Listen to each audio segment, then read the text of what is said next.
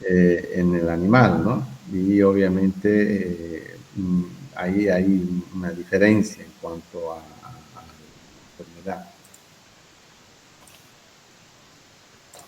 Es producido por un virus de la familia Arteviridae, género Artivirus, ¿no? Y entre las propiedades de este virus, que causa diferentes signos clínicos de este reproductivos, también produce infecciones asintomáticas persistentes, como el caso de los PI en diarrea viral bovina, causa cuadros graves en animales predestete, la capacidad de replicarse en los macrófagos para invadir diferentes tejidos y obviamente no ser detectado y evadir el sistema inmune, y muestra una gran plasticidad en cuanto a su genoma, ¿no? O sea, puede mutar este virus, ¿no? Como otros, tiene esas características, ¿no?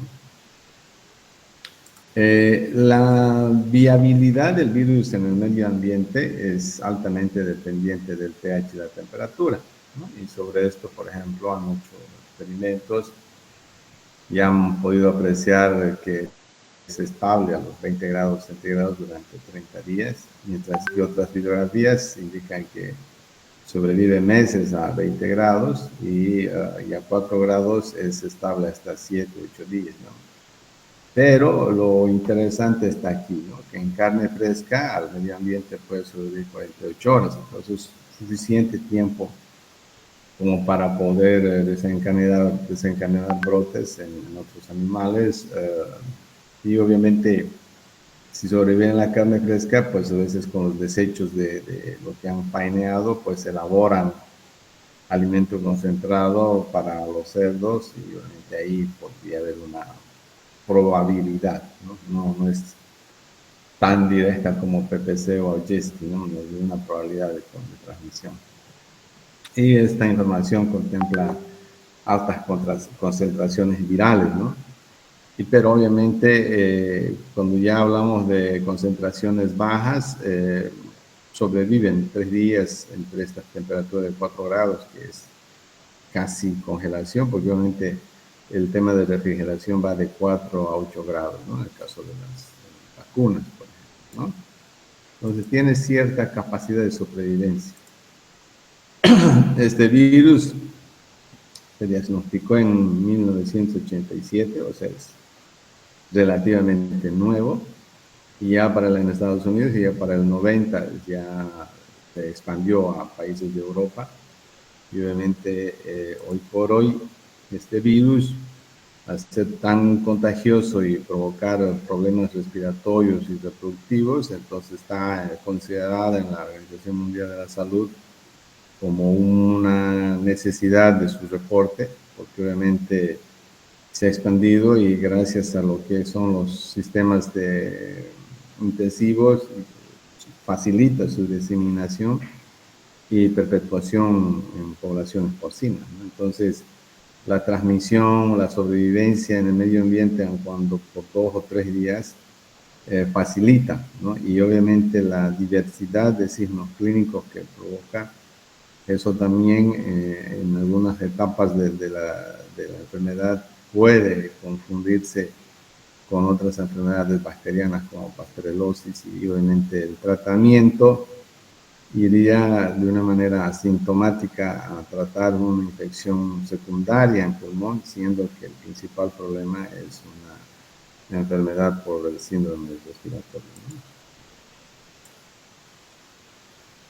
En los factores de riesgo, como ya se mencionó, como sobrevive el virus en la carne, esto y si se hace un tratamiento de la carne, puede que la carga viral se reduzca, pero existe una suficiente cantidad de virus que esto puede ser suficiente para provocar la transmisión, ¿no? Y puede diseminarse con rapidez el virus, como es infeccioso, ¿no? En zonas de cría porcina es altamente infeccioso, se transmite fácilmente a través del contacto entre los cerdos, ¿no? Los principales factores de riesgo es la propagación entre explotaciones, ¿no? Y la proximidad de las piaras, o sea, si digamos hay explotaciones de cerdos en continuas, digamos, en una diferencia de medio kilómetro probablemente, y que estén incubando la infección y la compra de semen porcino de centros de inseminación artificial infectados, ¿no? Entonces puede que haya un berraco que obviamente sea el donante, no se hagan los estudios para poder liberar, ¿no? Porque cuando uno va a vender semen, no solamente tiene que ver enfermedades bacterianas, sino también víricas, que pueden sobrevivir y que a la congelación, obviamente, del semen, y esto facilita la diseminación de la enfermedad, como el caso típico de la brucelosis, ¿no? Si, por ejemplo, si un animal en monta natural, puede que trae hasta un 30% mediante el coito. Pero si es a través de inseminación artificial y el semen tiene brucelas, va a ser un 100%. ¿Por qué? Porque está ingresando directamente hacia el útero y obviamente eso facilita la presencia de la bacteria y obviamente se produce una infección directa. Y si obviamente el semen es depositado en la vagina, el pH y diferentes otros factores van a hacer que más o menos un 30% se infecten y otros 70% no. Pero en el caso del síndrome reproductivo es lo propio, ¿no? Entonces aquí va directamente a la compra de semen que esté infectado, ¿no? Entonces tenemos porque se transmite por contacto directo entre los animales, la proximidad de las piaras o de las granjas de cerdos es un factor que facilita la transmisión y la compra de semen ¿no? de dudoso origen o de mala calidad. Y esto, por ejemplo, es un análisis de riesgo que hacen los países para importar o comprar semen. Por ejemplo, en nuestro país, si alguien quiere traer semen de cerdo o de bovino, puede traerlo y como ya les mencioné, no existe la capacidad para poder diagnosticar o tipificar la presencia de virus y peor bacterias en semen, ¿no? Yo puedo traer 100 pajuelas un millón de pajuelas de cerdo. El semen tiene SDRT. Entonces el SENASAC me tiene que dar mi permiso para poder venderlo. Entonces mando el dossier y todos los documentos y las muestras de semen congeladas, pero no van a poder detectarlo. ¿Por qué? Porque no hay una capacidad laboratorial para poder detectar el virus en semen. Quizás lo único que puedan hacer es el tema de inocuidad, o sea, que el semen no tenga bacterias, ¿no? Que esté limpio. Y entonces cuando se habla de riesgo, entonces tenemos que enfocarnos si el país tiene o no tiene el síndrome, ¿no? El síndrome de CMS. Si tiene, entonces probablemente uno de los cerdos o varios cerdos van a estar infectados. Y si están infectados para exportar, el cerdo va a sobrevivir probablemente en la carne fresca. Entonces, si esta carne ingresa al país el que está comprando, entonces posteriormente los desechos o el destajo de la carne se puede utilizar para elaborar alimentos balanceados o alimentar de manera directa a los cerdos y obviamente eso puede facilitar la diseminación del virus de un país a otro país por la importación de carne. Es más o menos un escenario que se podría dar. Y bueno, la transmisión, como es altamente infeccioso, eso es un virus que está en todo el ambiente, en las botas, en los guantes. La forma de difusión es contacto directo entre un animal sano y un animal enfermo, mediante la respiración, mediante el semen infectado, también la sangre, y debe ser considerado como una fuente potencial de contaminación, aun cuando no está todavía muy esclarecido, pero las heces y la orina también, ¿no? Entonces, Si consideramos las heces y las orina, entonces ahí podemos ver que obviamente muchas de las secreciones de los animales y excreciones son un factor predisponente para la transmisión de la enfermedad. Además, hay una transmisión horizontal, el virus es capaz de atravesar la barrera placentaria, o sea, aquí hablamos de una transmisión vertical, ¿no? De la madre a los fetos, y una vez que se da el proceso de parición o aborto, entonces los primeros meses los animales nacidos eliminan el virus, entonces estos pueden, si digamos un cerdo, una cerda tiene una que está infectada y esta pare, cuando se produzca el destete, entonces estos lechones van a transmitir a otro porque los juntan, ¿no? O sea, se separan de la madre y ya desde te juntan todos los lechones y ahí es donde puede la contaminación. Agujas contaminadas también, ¿no? Cuando nosotros colocamos vacunas o colocamos un antiparasitario o vitaminas, vamos a transmitir las botas, las manos, el personal, etcétera, también puede transmitir. Y los mosquitos y moscas podrían, dice aquí, podrían servir como vectores mecánicos, ¿no?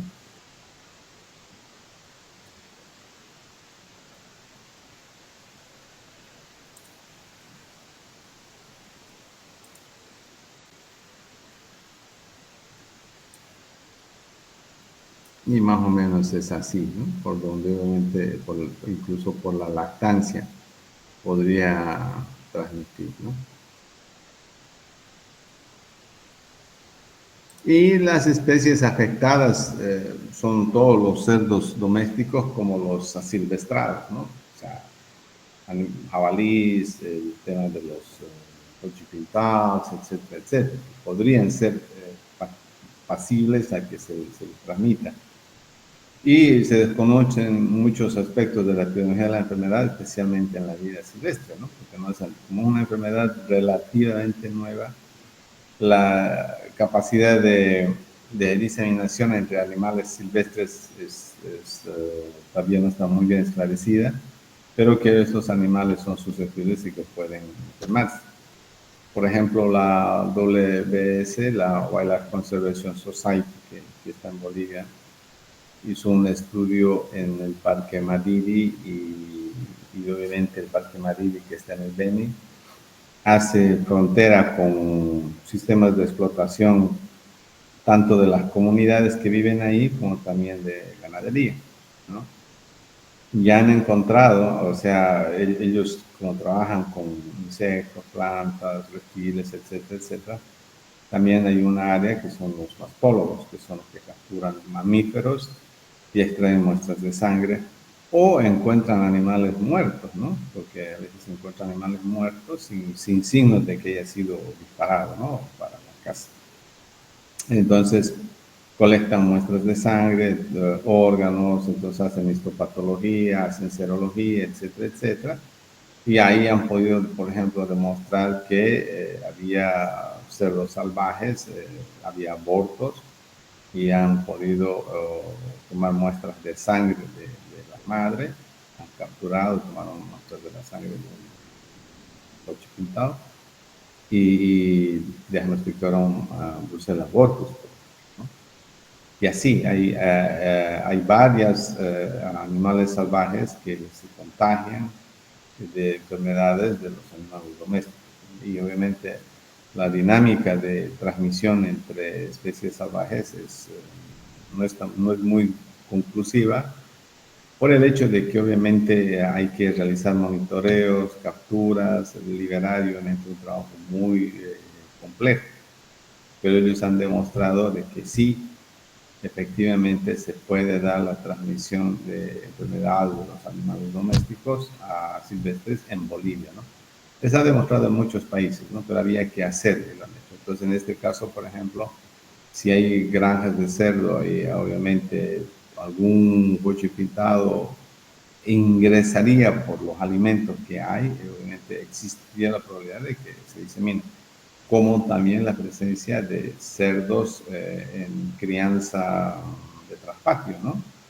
donde están a veces amarrados en un palo o a veces hacen un cerco con palos y están ahí los cerdos, ¿no? Y les dan agua, les dan desperdicios de frutas o de la cosecha, ¿no? Pedazos de cáscara de soya, a veces un poco de la chala del maíz, perdón.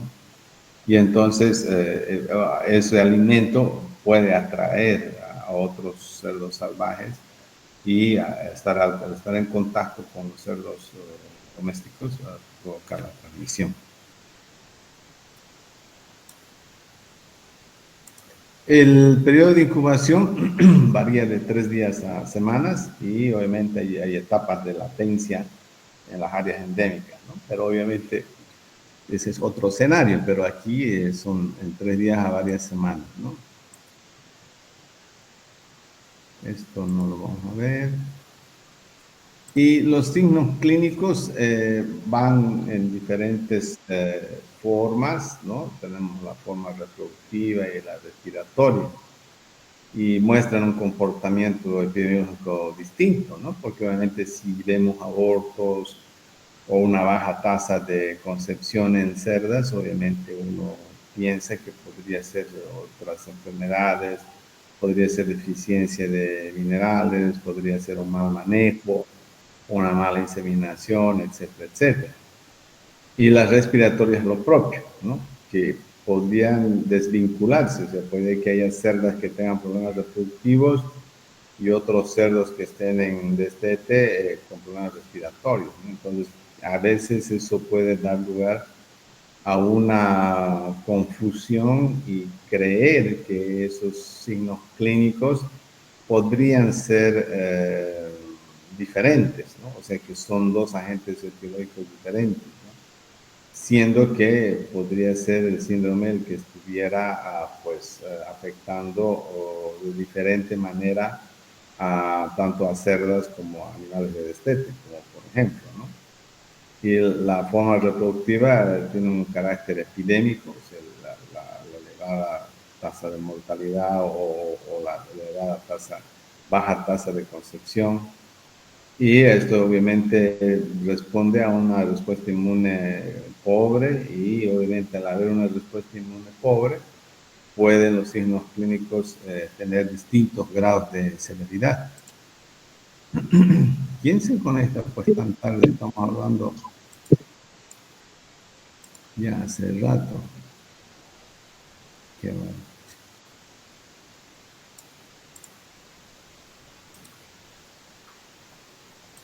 Entonces, en los lechones destetados y cerdos jóvenes hay disnea, sin tos, fiebre, anorexia, apatía. Hay magulladuras y cianosis, ¿no? Aquí, por ejemplo, bueno, edema facial e hidroblefarón, que son problemas de edema a nivel ocular. Pero aquí esto es interesante, ¿no? Porque obviamente cuando hablamos de magulladuras y cianosis en la piel, podemos confundirlo fácilmente con peste porcina clásica, ¿no? Entonces, obviamente ahí hay que tener bastante tino para poder decir es PPC o SDRP. En cerdos de engorde es más severa, hay morbilidad y mortalidad y se observan bajas tasas de crecimiento. Y en cerdas reproductoras hay anorexia, hay fiebre, letargo, problemas reproductivos, agalastía, infertilidad, abortos, partos prematuros, aumento de animales mortinatos, mortificados, tasa de mortandad de disminución de tasas de partos, retraso en el celo, en fin, es un problema reproductivo muy fuerte. Estos signos clínicos reproductivos tan severos no se ven en PPC ni se ven en Aucheski. Entonces, quizás ahí podría ser un factor de diferencial, ¿no? De diagnóstico diferencial, pero además hay signos clínicos de cianosis, orejas azules y magulladuras, como que hubieran golpeado. Entonces, obviamente, cuando nosotros tenemos una baja tasa de mortandad, en este caso del SDVP tiene una baja tasa de mortalidad y una alta tasa de morbilidad. En el caso de PPC, en animales jóvenes hay una alta tasa de mortalidad y una media tasa de mortalidad. Pero en los animales adultos es baja la tasa de mortalidad y baja la tasa de morbilidad, alta, perdón, la tasa de morbilidad. Entonces ahí podría ser un factor de disgregación, pero de nuevo, ¿no? O sea, no podemos correr el riesgo de decir es SDRP siendo es que es PPC, y ustedes saben que si obviamos o nos equivocamos en decir que no es peste porcina clásica, podemos causar un daño tremendo. ¿Por qué? Porque obviamente eso va a provocar una mortalidad elevadísima en animales jóvenes y eso va a diseminarse rápidamente entre granjas o comunidades donde tienen sus cerdos de traspatio. Y sería bien complejo, ¿no? Para uno. Entonces, lo ideal siempre en estos casos es tomar muestras de sangre y pedir en el laboratorio que se haga la prueba para PPC, ELISA, y síndrome disgenésico, ELISA. Entonces, ahí vamos a poder ver, ¿no? Entonces, supuestamente, si no es PPC, va a salir negativo a PTC y va a salir positivo a SDRP, entonces ahí vamos a estar con una mayor tranquilidad para poder decir no es peste porcina, es síndrome y vamos allá a trabajar de otra manera porque obviamente tiene una afectación reproductiva pulmonar, ¿no? Entonces tenemos los lechones prematuros, un poco de inflamación en la cabeza. Tenemos lechones que se apartan y obviamente algunos que están muy, muy flacos.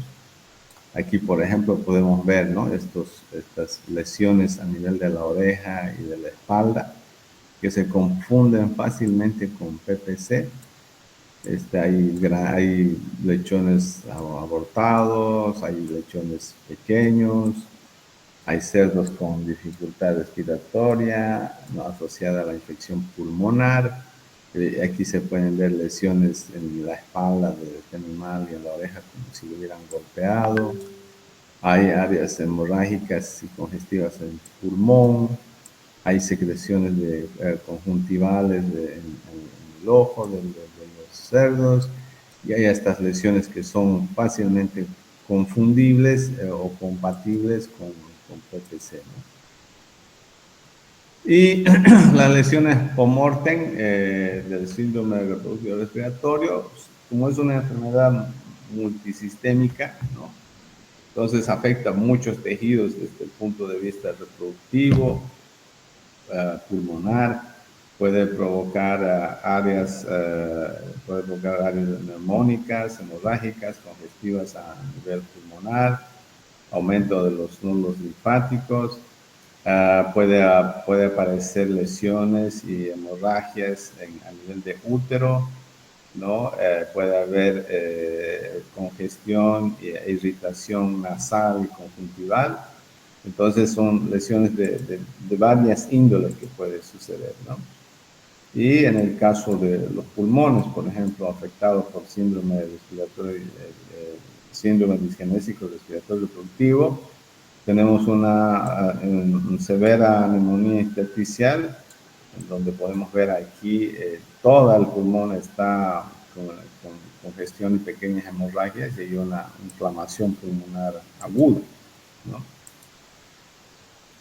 Y el diagnóstico se lo puede hacer simplemente con la prueba de ELISA. Es una prueba de ELISA para detectar antígenos del síndrome respiratorio y es la única que se podría hacer por el momento para poder identificar el agente causal. Y el diagnóstico diferencial, aquí tendríamos peste porcina clásica, peste porcina africana, salmonelosis por las diarreas que podría haber, la salmonela septicémica, ahí sí, por problemas reproductivos y pulmonares. Aujeski, en el caso de Aujeski, habría síndromes neurológicos en Aujeski principalmente, y aquí no, pero podrían haber problemas respiratorios, ¿no? Y leptospirosis por los abortos que sucederían en los animales, ¿no?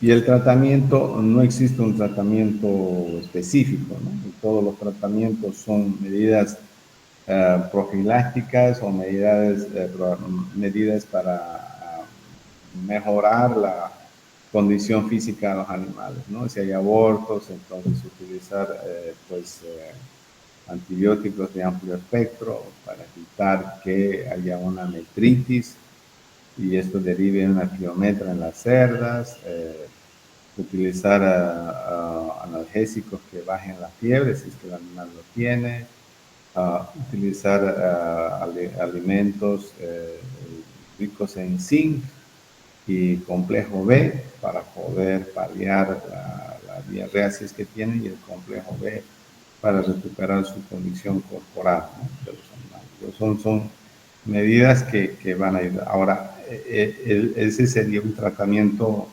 asintomático, ese es un tratamiento general para recuperar la condición corporal del animal o de los animales, ya que si se pretende tener un tratamiento específico, no lo hay, ¿no? Puede haber esos moduladores inmunológicos que también están a la venta y que quizás podrían ayudar también, ¿no? Pero eso es viendo el costo-beneficio, ¿no? Entonces, al entender por el control del síndrome disgenésico respiratorio,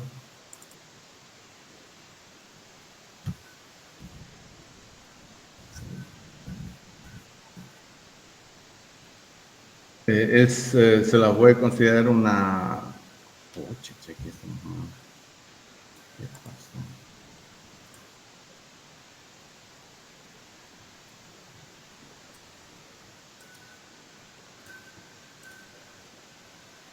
Entonces, se la puede considerar una disminución de la incidencia y prevalencia de la enfermedad como consecuencia de una reducción de la diseminación, perdón, ¿no? Entonces, cuando hablamos de la enfermedad, es un término de poder entender la incidencia y la prevalencia de la enfermedad en el caso de la aplicación de medidas de control para evitar la diseminación y recirculación del virus. O sea, una de las estrategias que uno siempre aplica para el control de brotes, en este caso enfermedades que no son, ¿cómo podríamos llamarlo? Son enfermedades, entre comillas, pongámoslo, comunes, y no enfermedades de notificación obligatoria como la PPC. En el caso de la PPC, la única forma de poder lograr el control de la enfermedad son dos estrategias básicas, ¿no? La primera es el diagnóstico y sacrificio de los animales, porque no hay otra, y en la bibliografía también lo describe, de que animales adultos que sobreviven son animales que tienen problemas de persistencia, son persistentemente infectados. Esos animales son reservorios asintomáticos de la enfermedad, entonces esos animales en cualquier momento también van a ocasionar brotes en áreas donde supuestamente ya no hay, pero mucha gente no los ha eliminado y los tiene ahí. Entonces eso facilita la perpetuación del virus de la PPC en una zona o comunidad. Entonces la primera estrategia es eliminar y vacunar, ¿no? O sea, vacunar a aquellos animales que están fuera del foco, ¿no?, en el área perifocal, que no hayan demostrado signos clínicos para poderlos evitar la diseminación, ¿no? Y el otro es una vacunación sistemática de toda el área tampón y toda el área perifocal y todo el departamento o país para evitar mayores diseminaciones.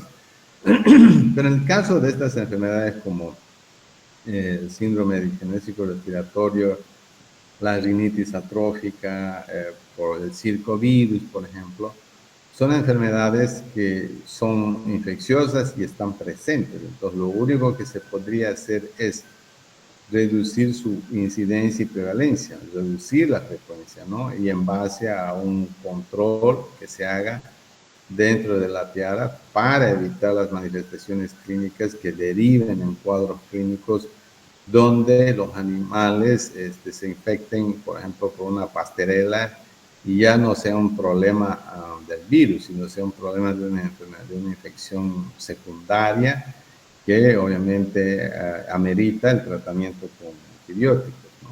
Por ejemplo.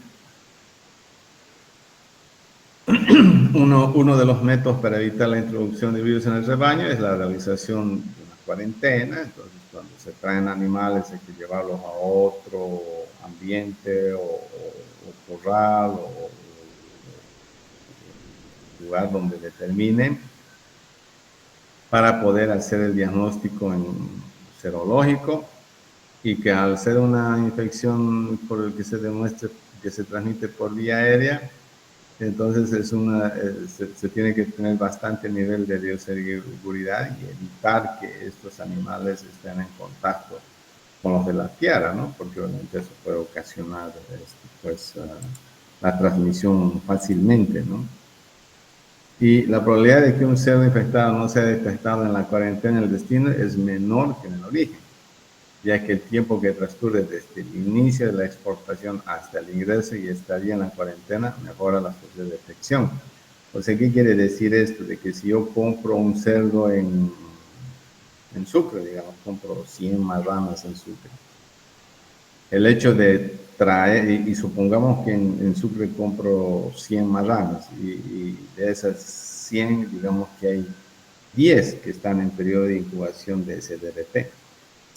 Entonces, cuando yo los transporte a los animales, por vía terrestre, obviamente, y los traiga a Pailón, por decir, es ese tiempo que van a ser 2 días en llegar aproximadamente hasta Pailón, más el estrés de transporte, van a hacer que aquellos animales que estaban en periodo de incubación se manifiesten clínicamente o que esa presencia de anticuerpos en sangre va a mejorar la probabilidad de detectar a estos animales que están en periodo de incubación, ¿no? Entonces, eso es lo que esto indica, ¿no? Entonces, si se los trae y se los pone en cuarentena, va a haber mayor probabilidad de detección, ¿no? Cuando hablamos de estas enfermedades como rinitis atrófica, circovirus, DRT y otras más, parvovirosis porcina también, es un tema de cuarentena y es un tema de diagnóstico y obviamente es un tema de evitar la probabilidad de ingreso del virus a la piel, ¿no?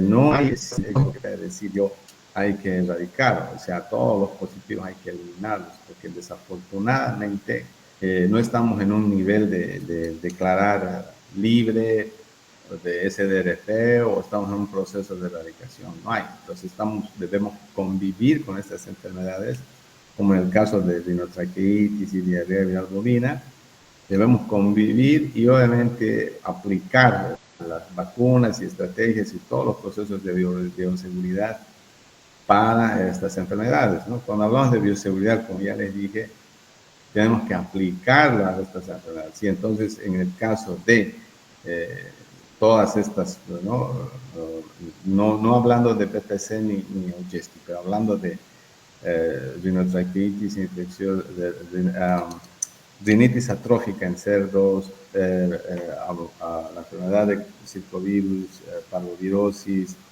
y SDRP, debe aplicarse medidas de bioseguridad muy estrictas, ¿no? Por ejemplo, limpieza de los camiones al ingresar, tanto por afuera como por dentro, asegurar que los alimentos hayan venido de una fábrica donde obviamente tenga buenas condiciones de manejo del alimento y almacenaje.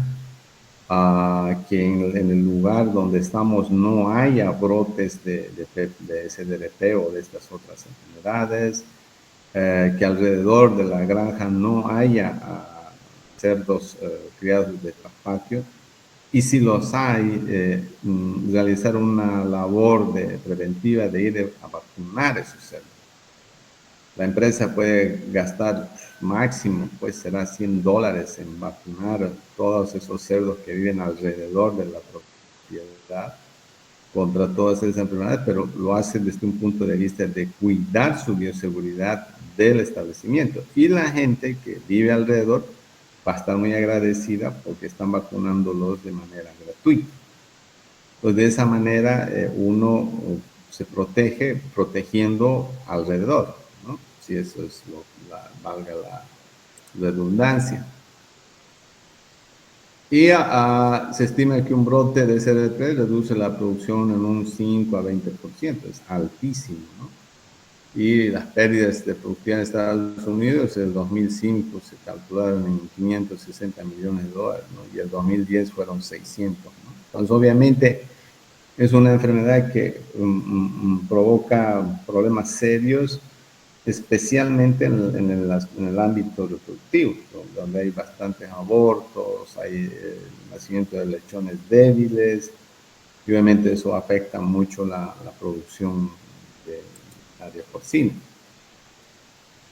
Y una estrategia para poder reducir, digamos, la presencia de bacterias y virus de manera general es esta de aquí, este Management Changes to Reduce Exposure to Bacteria to Eliminate Losses, elaborado por este señor en el 95, consta de varios aspectos para poder reducir la diseminación del SDRP.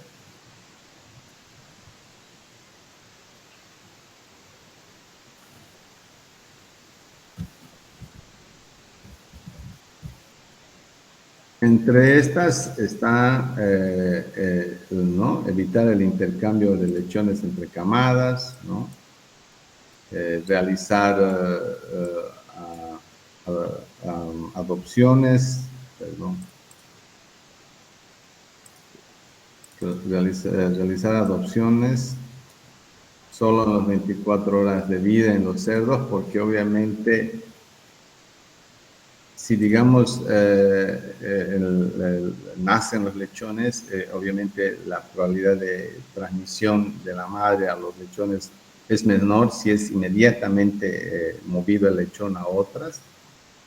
Mover los lechones o cerdas en las mismas salas, o sea, porque no nos olvidemos que los sistemas de producción de cerdos, algunos están divididos en la maternidad, está dividido en las cerdas preñadas, luego están los lechoncitos en el destete, postdestete y engorde, ¿no? Entonces son diferentes áreas y salas y galpones. Entonces, por ejemplo, en un galpón puede que estén juntas las marranas que han parido y que están a punto de destetar, ¿no? Entonces, obviamente, no se podría mover la marrana que ha parido hacia la sala donde, digamos, están los de postdestete, porque podría contagiarlos a todos ellos. Entonces, la idea es de que en un galpón o en una área donde ocurra el problema se contenga y se tenga ahí a los animales, ¿no?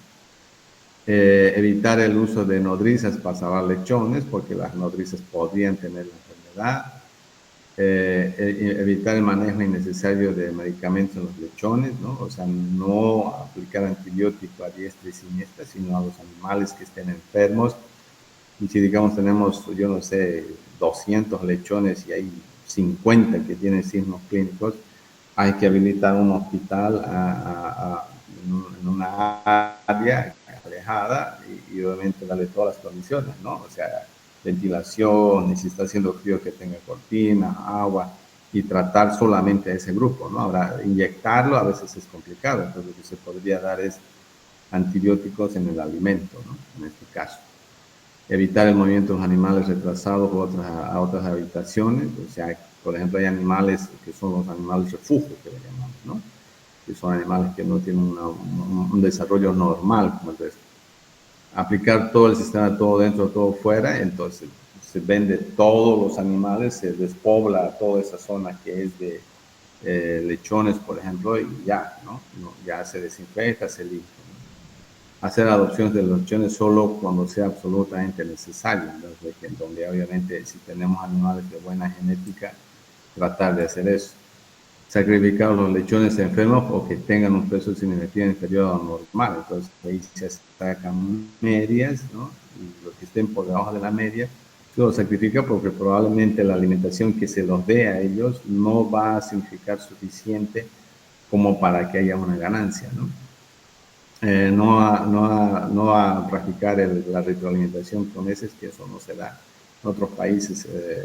Ustedes saben que hay un porcentaje entre un 15% más o menos en las heces de los cerdos se eliminan el maíz, por ejemplo, ¿no? Y es por eso que crían patos, para que eso se alimente. Pero bueno, las cerdas deben ser lavadas antes de entrar a la sala de partos, el personal debe lavarse las manos, las agujas hipodérmicas y las hojas de bisturí deben cambiarse en cada camada, o mejor si es cada cerdo, y las camadas grandes se puede hacer una supervisión de lactancia, ¿no? Viendo el desarrollo de los lechones. Y eso sería, ¿no? Eso sería en el tema de SDRP. ¿Alguna duda, alguna pregunta? Doctor, ¿el periodo de incubación cuál sería? El periodo de incubación es de días a semanas, pero ahí en los documentos que les he mandado sería ese, para que no haya confusión cuando haga la pregunta en el examen, ¿no? Así que si está ahí, lo voy a supuestamente preguntar, pero en los documentos que les he mandado debe estar ahí. Pero generalmente de días a 1 o 2 semanas.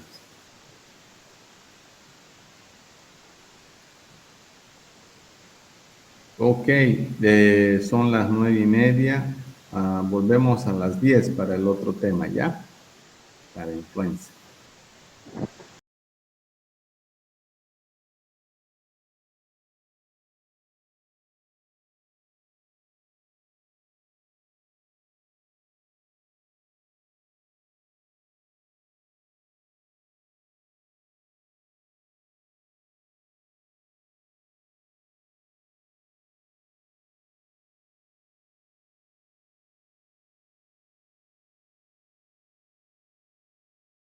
De granja a granja, por los movimientos de las corrientes del aire, por aerosoles, por las aves domésticas vivas, por la gente en sus zapatos, en sus manos, en las jeringas, etcétera, etcétera, jaulas, camiones, alimentos, ¿no? Entonces, es factible todo esto.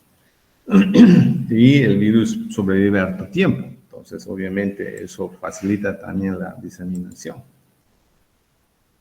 Y las especies afectadas son todas las aves, pavos, gallinas y aves silvestres también. Y algunas situaciones de las pandemias de influenza entre los siglos XX y XXI, ¿no? Por ejemplo, la gripe española mató más o menos 40 millones de personas, que fue el H1N1. La gripe asiática, 2 millones, H2N2. ¿Quién está con su micrófono abierto? Bueno.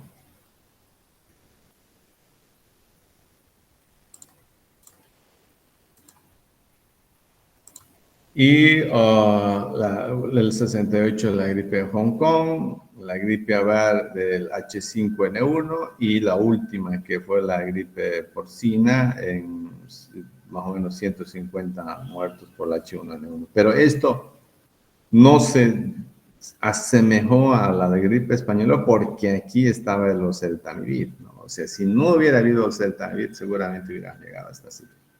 Hubiera sido una pandemia bastante fuerte.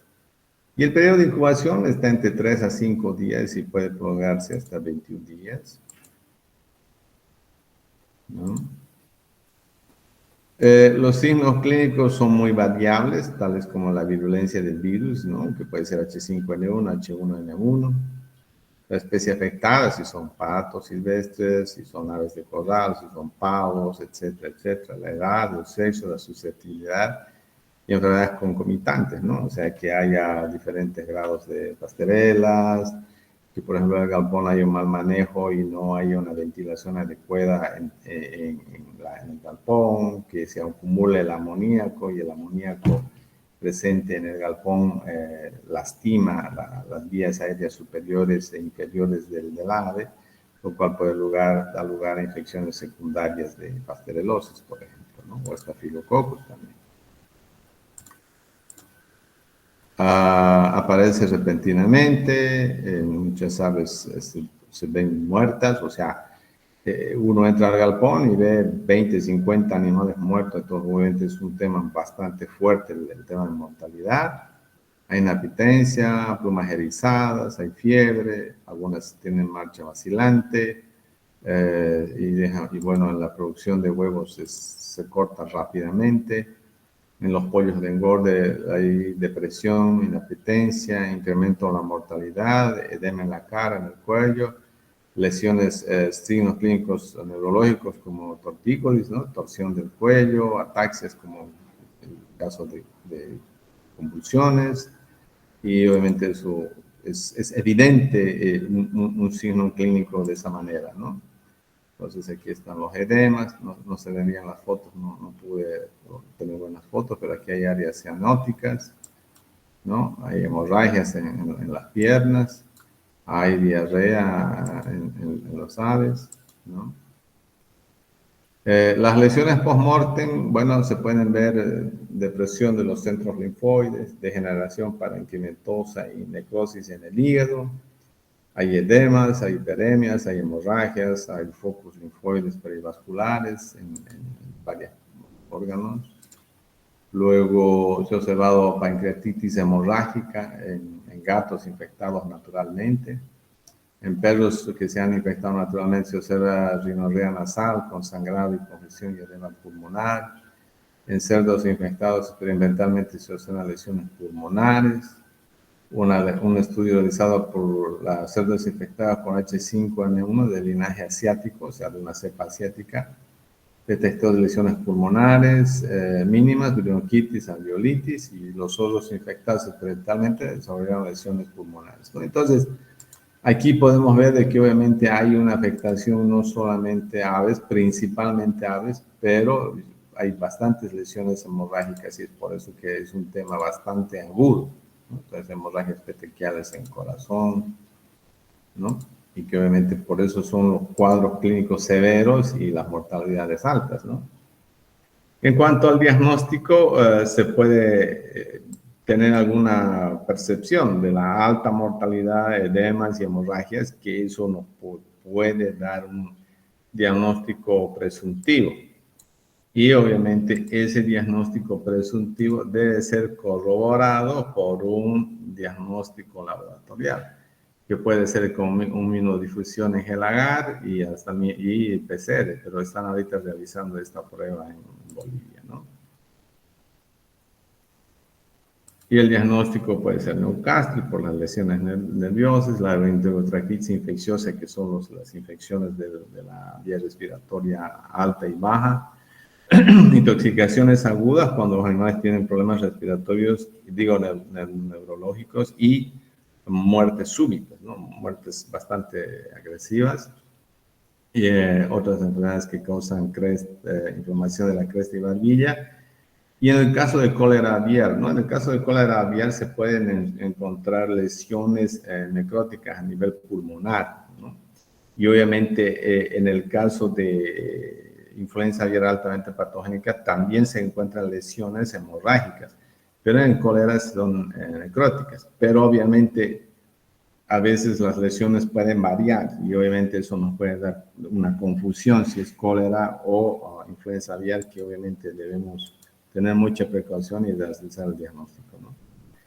La mayoría de los países, incluidos Estados Unidos y Canadá, no se trata la influenza aviar, simplemente se erradica. O sea, no se debe dar antibióticos, no se debe dar nada, simplemente hay que erradicar. ¿Y cómo funciona eso, no? Las medidas de preventivas o de bioseguridad y de buenas prácticas de producción son disposiciones y acciones para minimizar el riesgo de introducción, de transmisión y difusión del virus, ¿no? Así como garantizar la trazabilidad de lo que ocurre en una explotación tecnificada. Entonces, este escenario no se aplica a las aves canchoneras, a las que son de traspatio, ¿no? Entonces se aplica a las granjas pequeñas, medianas y grandes. Entonces, cuando hablamos de bioseguridad aplicado a una granja avícola, es una bioseguridad generalizada, ¿no? Entonces, se desinfectan los camiones que van a ingresar, se desinfecta la carga que va a ingresar, se desinfecta todo el material que va a ingresar, o sea, si son comederos nuevos, bebederos nuevos, etcétera, etcétera, focos, ¿no? El personal que va a ingresar a la granja sí o sí tiene que ducharse, ¿no? Tiene que ducharse, la granja le provee un uniforme desinfectado y bueno, esa persona, generalmente aquí en Santa Cruz, por el clima, les dan chinelas, ¿no? O sea, usan chinelas para poder ingresar y ver. La ropa de estas personas queda en los casilleros donde se han tomado la ducha.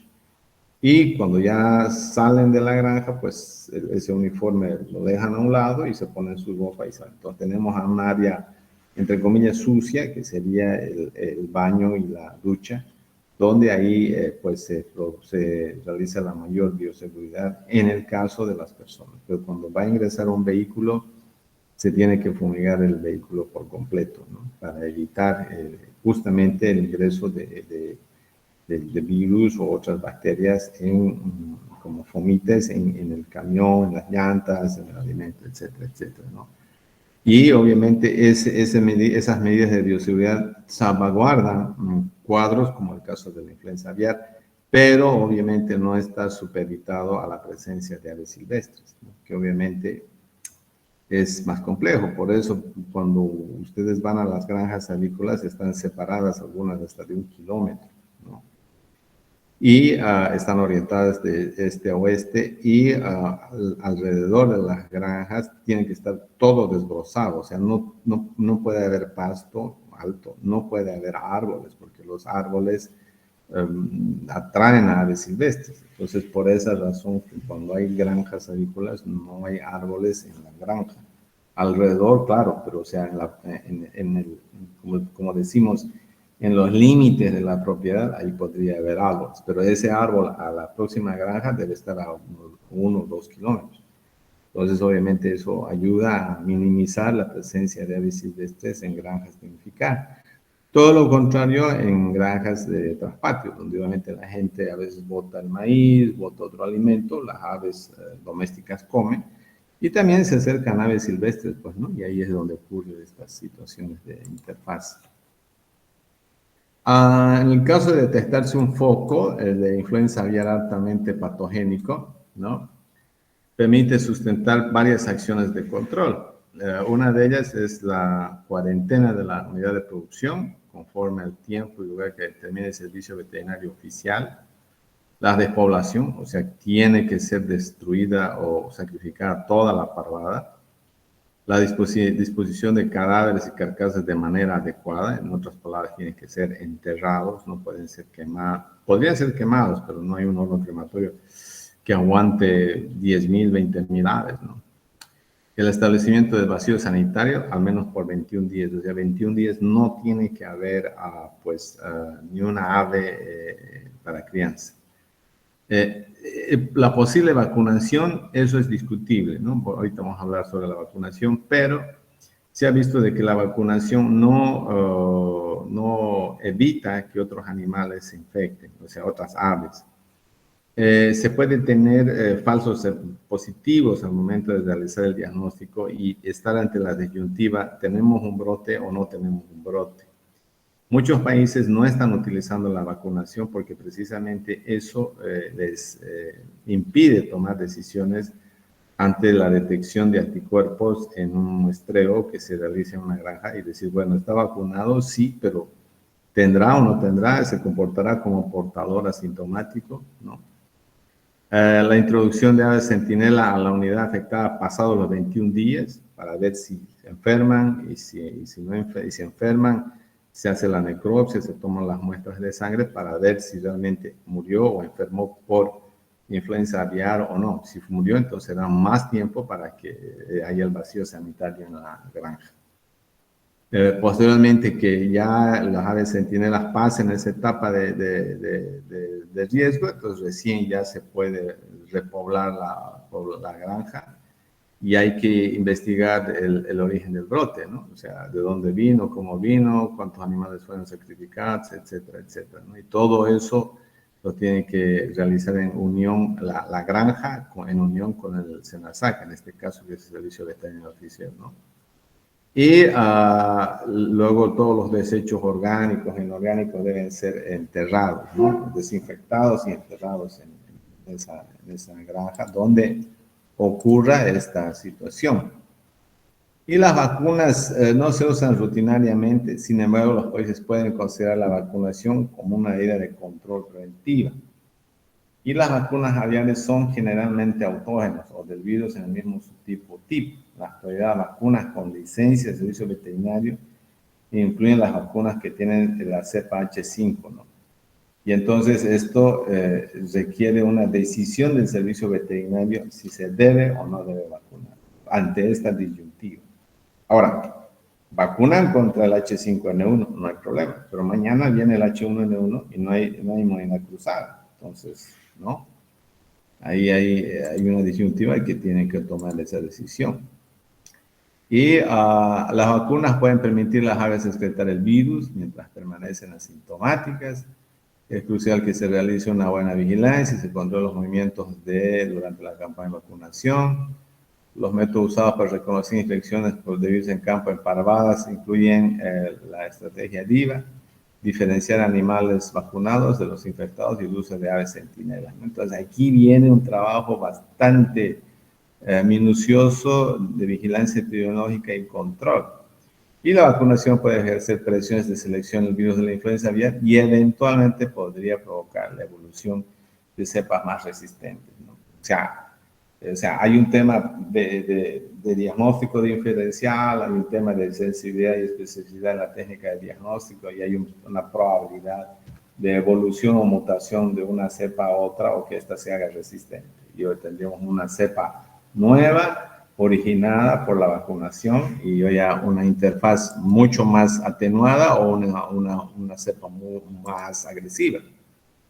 Entonces, en una zona, un brote, tenemos un área focal y perifocal de 8 kilómetros y la zona tampón es de 8 a 24. La zona tampón, la área focal y perifocal, se las considera unas áreas bastante calientes, podríamos decir. Todo lo que esté aquí dentro debe ser erradicado, o sea, someterse a la eutanasia. Y esta zona tampón, obviamente, es de vigilancia para poder ver si hay o no hay, ¿no? Y la zona libre que rodea la zona tampón, que es un tantito diferente al de Aptos. Entonces, aquí, por ejemplo, están preparando para el sacrificio de aves de corral, esto creo que fue en Asia, creo. Ponen las aves, ¿no? Estos son aves de engorde, ¿no? Sobre el plástico. Lo tapan ahí a las aves y quedan eliminadas. En esta etapa de acá les inyectan CO2, ¿no? Con esta manguera y entonces se ahogan, ¿no? Se intoxican con anhídrido carbónico. Una vez que estén muertas, se las eliminan, ¿no? Y obviamente se produce un relleno sanitario donde se elimina todo esto y son más o menos 2-3 metros de profundidad donde se desecha y se bota, ¿no? Aquí obviamente hay un detalle fundamental, ¿no? Todas estas personas, por ejemplo, no están con ninguna medida de bioseguridad. No tienen guantes desechables, no tienen barbijos, no tienen equipos de protección personal, que son esos overoles de plástico que se pueden desinfectar fácilmente, ¿no? Entonces aquí esta gente tranquilamente podría contagiarse, ¿no? Y el caso de la influenza aviar, entre el 2014 y el 2015 ocurrió este brote en los Estados Unidos y obviamente han trabajado bastante en 232 granjas y han eliminado más de 50 millones de aves.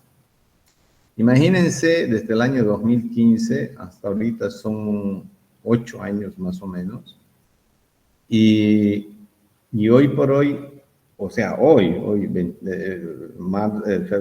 febrero del 2023, Estados Unidos tiene un déficit de disponibilidad de huevos, ¿no? Entonces, o sea, vamos desde un punto de vista comercial, donde se han matado bastantes aves. Vamos desde un punto de vista de salud pública, donde puede haber una interfaz animal-humano. Y el otro que provoca una inseguridad alimenticia, ¿no? Estados Unidos, ustedes saben, es una potencia que puede disponer de alimentos, pero obviamente hoy tienen déficit en la producción de huevos huevos de aves de corral domésticas. ¿Mm?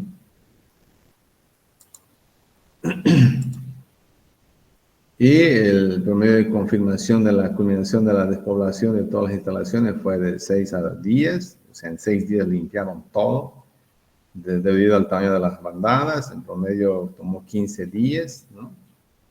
También se vio afectado pavos. El virus sobrevive a largos periodos, entonces por eso se hace una desinfección y eliminación. La característica del H5N2, en el caso nuestro ahorita es H5N1, se propagó por una zona donde había un perfil de influenza altamente patogénico, y en base a las investigaciones epidemiológicas, los periodos de incubación se estiman entre 3 y 11 días entre granja y granja, y circuló durante el brote del 2014 y demostró ser muy virulento y que se adaptaba muy fácilmente a pavos y pollos, ¿no? Este virus. Al parecer, el intercambio de equipos entre productores, la entrada de aves silvestres a los graneros, así como el movimiento no controlado de trabajadores y visitantes en la granja, contribuyeron a la propagación del virus. O sea, estamos hablando de un país con un nivel altísimo en cuanto a recursos económicos, profesionales muy bien preparados, pero ahí está, ¿no? O sea, no se prestaban tractores, se prestaban seguramente algunas cosas. Las aves silvestres y el intercambio de trabajadores hizo de que se propague más fácilmente, ¿no? Entre granjas, y obviamente ha sido un terrible, ¿no?, situación. Y en este caso, las 232 instalaciones afectadas y cerca de 50 millones afectadas, la escala del brote del 2015 alcanzó niveles sin precedentes en la historia de los Estados Unidos. Los esfuerzos destinados involucró a 3.000 funcionarios federales, estatales y contratados por un gasto de 850 millones de dólares por concepto de indemnizaciones y actividades de respuesta, y las medidas de control asociadas obviamente a la temperatura, cambio climático, etcétera, etcétera, ¿no? O sea, es un tema bastante complejo. Y en el tema de salud pública veterinaria, ¿no? Entonces, las cepas de influenza aviar en aves, desde el año 97 se registró infecciones en personas a partir de virus de alta patogenicidad, el caso del H5N1 en Asia, el H7N7 y el HN2, ¿no? Entonces, es obviamente una situación compleja. Y aquí ingresé al SENASAC. Ven esto del SENASAC, ¿no? Aquí dice el servicio del SENASAC, informa 4 nuevos focos en Cochabamba. Los focos detectados inicialmente eran en el municipio de Sacaba y en el municipio de Quillacollo. Se está diseminando, miren, hay nuevos focos en Tiquipaya y Clis, en otros departamentos. Vale decir que esto se va a diseminar por todo el departamento, y el peligro que se tiene ahorita es que llegue a Santa Cruz, que Santa Cruz tiene una industria bastante grande, ¿no? Se han rastrillado 85 predios, o sea, granjas, se han dado 8 notificaciones con los nuevos brotes. El jefe del servicio veterinario indicó que trabajan 24 brigadas, 105 veterinarios. Dijo que hay los factores de riesgo en la violencia de aves de traspatio, la falta de biodiversidad y el comercio ilegal de aves hace que se vaya diseminando a su vez también la cercanía que tienen las granjas avícolas se convierte en un factor de riesgo al momento de lidiar con los controles de la enfermedad. Recomendó a las personas que crían aves evitar que tengan contacto con aves silvestres. ¿Cómo? Aseguró que esta institución, bla, bla, bla, bla, bla. O sea, a ver, desglosándolo, ¿no? Entonces tenemos un factor, quienes conocen Cochabamba, es como cualquier ciudad. Ahorita vamos nosotros al Plan 3000, aquí donde yo vivo, en el kilómetro 10, mucha gente tiene sus gallinas en sus casas, ¿no? O sea, de aquí a 2 cuadras hay un señor que debe tener unas 10, 15 gallinas. Son de trasplante, las usan para comer, para vender, ¿no? Es una forma de tener proteína. Entonces, en Cochabamba esto es mucho más arraigado, ¿no? Porque hay el tema de las comidas que ellos comen y festejan, pues bueno, hace de que las gallinas, entre comillas, criollas, tengan sean de mayor gusto y requerimiento. Entonces, el control de aves de traspatio es para mí muy difícil. O sea, la única manera de poder lidiar con este tema es la compensación económica, más. O sea, recoger sus gallinas y matarlas. No hay otra. Porque van a estar ahí. Ahora dice, crían aves de traspatio, evitar que las gallinas tengan contacto con aves silvestres. Ok, ¿se puede hacer? Sí. Estas aves se las puede hacer unos pequeños galpones, ¿no? O sea, si son 10 granjas, se hace como un cuartito con su techo, su comedero, su bebedero, como una pequeña granja. Se puede hacer. ¿Quién les va a dar dinero para las redes? ¿Quién les va a dar dinero para el techo? ¿Quién les va a dar dinero para el ladrillo o adobe? Un adobe de, yo no sé, 30 centímetros, ya. ¿No? O sea, lo veo muy complejo y obviamente si sigue así, pues esto va a diseminarse por todo el país. No nos olvidemos también que un aspecto fundamental en el tema de las enfermedades es el conocimiento de las enfermedades y la concienciación. La concienciación es de que el servicio veterinario debe trabajar bastante fuerte porque muchas de las personas que tienen aves de corral a veces tienen cierto nivel de comprensión y entendimiento de las enfermedades, ¿no? Dicen, bueno, para que se cure el moquillo le atraviesa con la pluma el cuello, ¿no? Lo hace porque su papá, su abuelo le enseñó, pero no le dice de que al hacer eso, él genera una movilización de anticuerpos a esa zona y esos anticuerpos inespecíficos coadyuvan para que el animal se recupere, ¿no? En este caso de la influenza aviar, no hay eso. Tenemos mortalidades violentas y la gente va a tratar de salvar sus gallinas como puedan. Por ejemplo, en África, cuando hubo los primeros brotes de H5N1 en África hace 10 años, muchas de las gente que tenía gallinas de traspatio lo metía en sus camas, o sea, la persona se echaba en la cama y lo metía a sus gallinas en la cama y se tapaba y decía a la gente, estoy durmiendo, no me moleste. ¿Por qué? Porque el servicio veterinario autorizó capturar y eliminar todas las aves. Pues la gente para salvar sus gallinas hizo eso y obviamente fue como arar en el mar, ¿no? O sea, no se podía. Y aquí es lo propio, ¿no? O sea, yo no sé si, bueno, si hay 105 veterinarios para esta zona, me parece un buen número de veterinarios, pero el tema va desde un ámbito de control en las aves de traspatio, a construir estas granjas o casetas, como quieran llamarle, para sus gallinas de traspatio, para que no entren en contacto. Después de eso, tiene que estar aquí un trabajo mucho más minucioso de diagnóstico y vigilancia.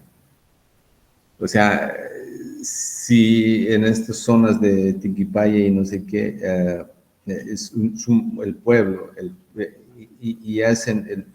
digamos que el pueblo, el radio de la mancha urbana, digamos, es 8 kilómetros, ese es el foco. Y tienen que trabajar en todo el pueblo. No pueden agarrar solamente esa granjita y decir, bueno, ya lo hemos controlado y la de al lado también. Tienen que ser grandes. Espero que lo estén haciendo así.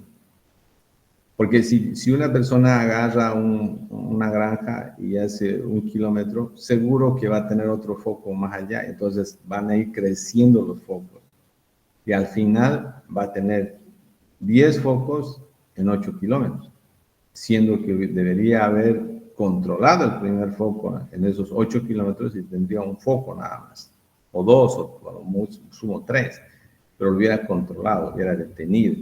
En este caso, no sé si lo estarán haciendo así o desconozco, ¿no? La verdad es que es preocupante porque esto de qué fechas no dice. Bueno, estos son ya de hace 2 o 3 semanas que tuvo una reunión se han desplegado más control de H5N1, ¿ve? Ya esto fue después. Creo que alrededor de 200,000 aves. Y bueno, veremos. Ojalá no prospere. Ok. Mañana tenemos clases presenciales y mañana les